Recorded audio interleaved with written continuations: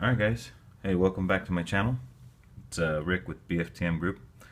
So ThatKidSmokey asked me on my Surefire XC1 video if I could do a video with the Surefire XC1 on my 1911, my Colt railgun. So I thought I would do it, and in kind of in the same video showed the XC1 compared to an X300 Ultra. There it is in front of you for size comparison. And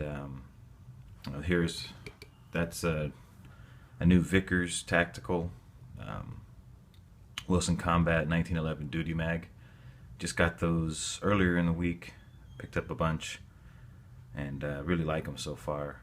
Took them out, used them a little bit. They're heavy, they got a nice steel base plate. But anyways, on to the video. So here's the XC1. See if we can get that centered for you. I think when my initial video, I just showed it attached already to my Glock. It attaches with the cross bolt screw system. I already went over the features with its momentary only and constant on feature. Front loading battery. No battery cap on the back. There are some screws. Maybe this could be disassembled. I don't foresee a DG grip coming out for this, just given its size and its application as compared to the X300 Ultra. You can see, well, right off the bat, the XC1 is just about the size of the entire battery compartment for the X300 Ultra. So almost twice. It looks like it's what,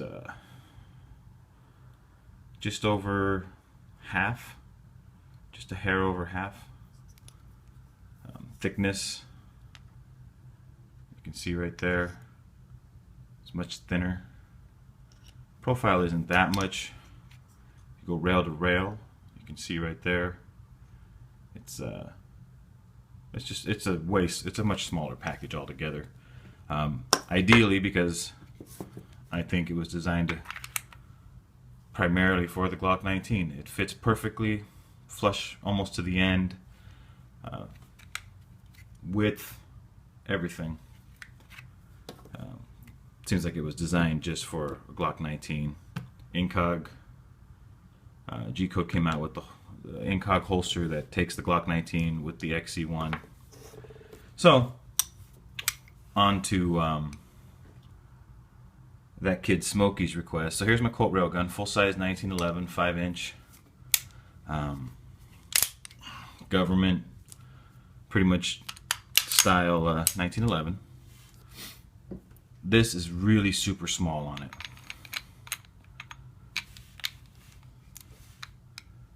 Just tighten it on a little bit because I'm going to show how it fits in the holster that I normally wear with my Colt railgun. Just enough to show.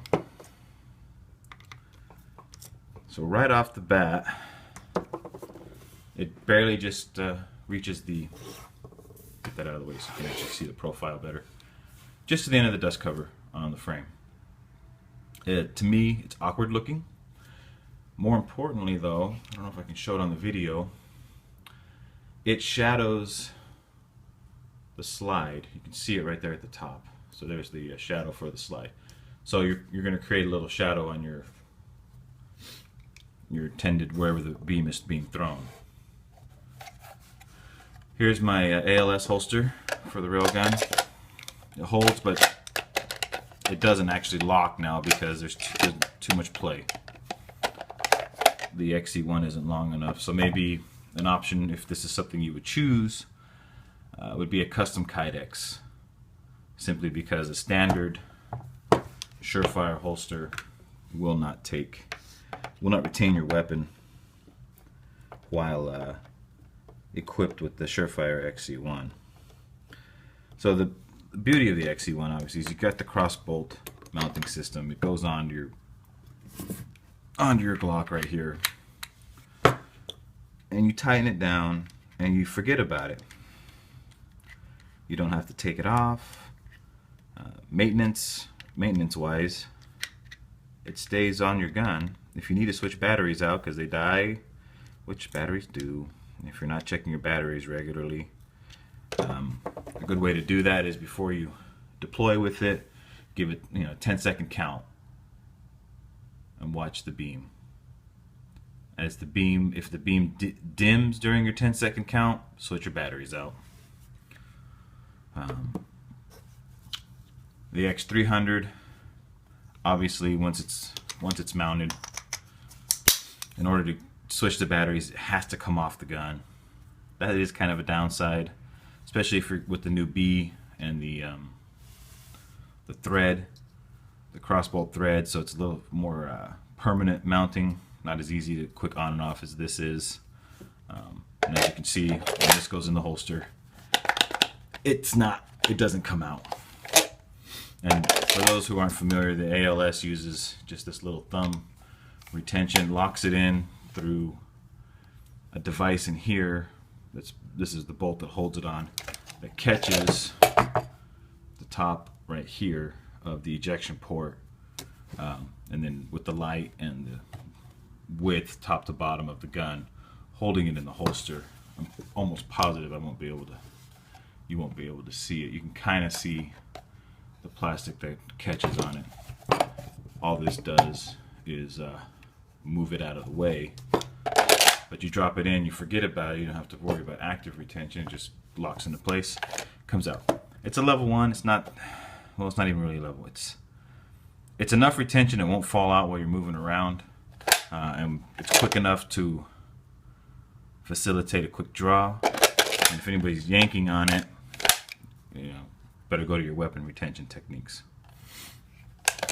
But in any case, that is how the Surefire XC1 looks mounted on the Colt railgun, per that's ThatKidSmokey's request.